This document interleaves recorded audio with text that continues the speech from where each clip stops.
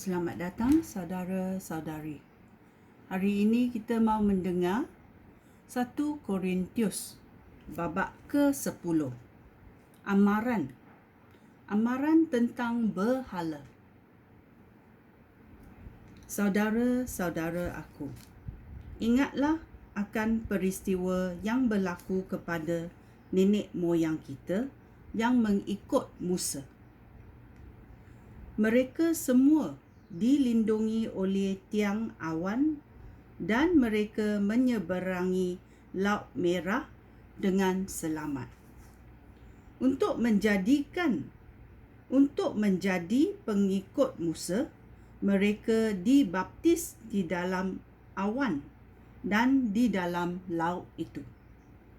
Mereka semua makan makanan rohani yang sama dan mereka minum minuman rohani yang sama. Mereka semua minum dari batu rohani yang menyertai mereka. Batu itu Kristus sendiri. Meskipun demikian, Allah tidak berkenan kepada kebanyakan daripada mereka. Itulah sebabnya mayat mereka berselerakan di padang gurun. Semua perkara itu menjadi contoh bagi kita untuk mengingatkan kita supaya tidak menginginkan perkara yang jahat seperti yang dilakukan oleh mereka dahulu.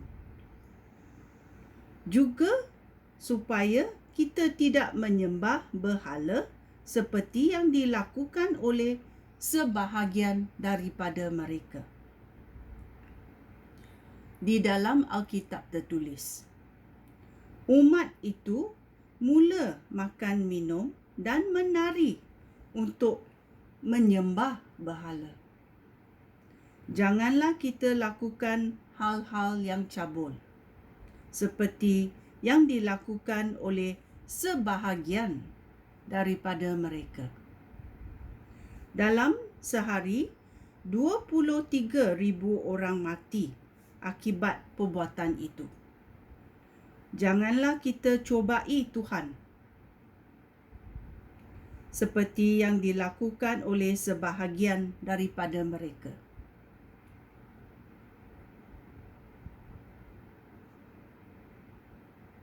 Janganlah kita cobai Tuhan seperti yang dilakukan oleh sebahagian daripada mereka sehingga mereka mati dipatuk ular berbisa. Janganlah kita bersunggut-sunggut seperti yang dilakukan oleh sebahagian daripada mereka sehingga mereka dibunuh oleh malaikat maut. Semua perkara itu berlaku kepada mereka untuk menjadi contoh bagi orang lain. Semua itu ditulis untuk menjadi amaran bagi kita, kerana kita sekarang hidup pada zaman akhir zaman. Sesiapa yang menyangka dirinya berdiri teguh, hendaklah berwaspada supaya tidak jatuh. Tiap-tiap cobaan yang kamu alami itu cobaan yang biasa dialami orang.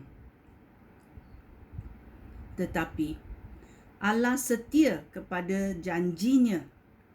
Dia tidak akan membiarkan kamu dicobai lebih daripada yang dapat kamu tanggung. Pada waktu kamu ditimpa cobaan, Dia akan memberikan jalan keluar supaya kamu mendapat kekuatan untuk menanggungnya. Oleh itu, saudara-saudara yang aku kasihi, jauhkanlah diri daripada penyembahan berhala. Aku berkata-kata kepada kamu seperti kepada orang yang bijaksana. Pertimbangkanlah sendiri kata-kata aku ini. Semasa perjamuan Tuhan, kita minum wain dengan mengucap syukur kepada Allah. Hal ini menunjukkan bahawa kita bersatu dengan Kristus dalam kematiannya. Semasa roti dibahagi-bahagikan untuk dimakan bersama-sama, hal ini menunjukkan bahawa kita bersatu dalam tubuh Kristus.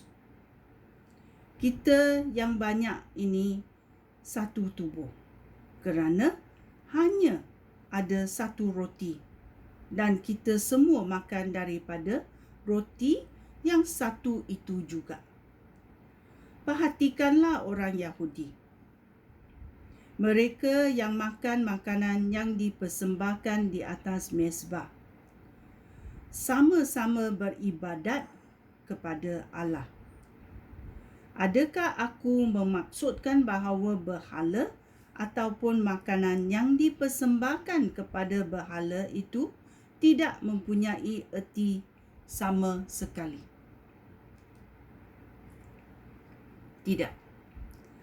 Aku yang dipersembahkan, apa yang dipersembahkan di atas mezbah berhala tidak dipersembahkan kepada Allah, melainkan kepada roh-roh jahat. Aku tidak mahu kamu menjadi satu dengan roh-roh jahat. Kamu tidak boleh minum daripada cawan Tuhan, lalu minum pula daripada cawan roh jahat. Kamu tidak boleh makan di meja Tuhan, kemudian makan pula di meja roh jahat. Jika kita cuba melakukannya, maka kita akan menyebabkan Tuhan cemburu. Dan kita tahu bahawa dia lebih kuat daripada kita. Orang berkata, kita dibenarkan melakukan segala sesuatu. Betul. Tetapi tidak semuanya berfaedah. Kita dibenarkan melakukan segala sesuatu. Tetapi tidak semua perkara yang kita lakukan membina kehidupan kita. Janganlah seorang pun lakukan sesuatu untuk kepentingan diri sendiri sahaja. Tetapi lakukanlah sesuatu untuk kepentingan orang lain. Kamu boleh makan apa saja yang dijual di pasar daging. Janganlah bertanya apa-apa supaya tidak mengganggu hati nurani kamu. Hal ini demikian kerana di dalam Alkitab tertulis, bumi ini dan segala isinya milik Tuhan. Jika kamu dijemput makan oleh seorang yang bukan Kristian dan kamu menerima jemputan itu, maka makanlah makanan yang dihidangkan. Janganlah bertanya apa-apa, supaya tidak mengganggu hati nurani kamu. Tetapi jika seseorang berkata kepada kamu, makanan ini sudah dipersembahkan kepada berhala, janganlah makan makanan itu demi kebaikan orang itu dan demi hati nurani. Maksud aku bukan hati nurani kamu, tetapi hati nurani orang itu. Mungkin orang bertanya, mengapa kebebasan aku harus dibatasi oleh hati nurani orang lain? Jika aku bersyukur kepada Allah bagi makanan aku, mengapa orang harus mencela aku? Padahal aku sudah bersyukur kepada Allah bagi makanan itu. Apa sahaja yang kamu lakukan, sama ada makan ataupun minum, lakukanlah semuanya untuk memuliakan Allah. Jagalah tingkah laku kamu agar kamu tidak menyebabkan orang lain berdosa, baik orang Yahudi maupun orang bukan Yahudi, ataupun jemaah Allah. Ikutlah teladan aku. Aku berusaha menyenangkan hati semua orang dalam segala sesuatu yang aku lakukan. Aku tidak mengutamakan kepentingan diri sendiri, tetapi kepentingan orang lain supaya mereka dapat diselamatkan. Ikutlah teladan aku, sebagaimana aku mengikut teladan Kristus. Ya, ikut teladan Paulus, sebagaimana Paulus pun mengikut teladan Kristus.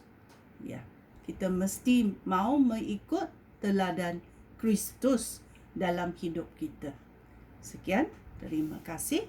Shalom.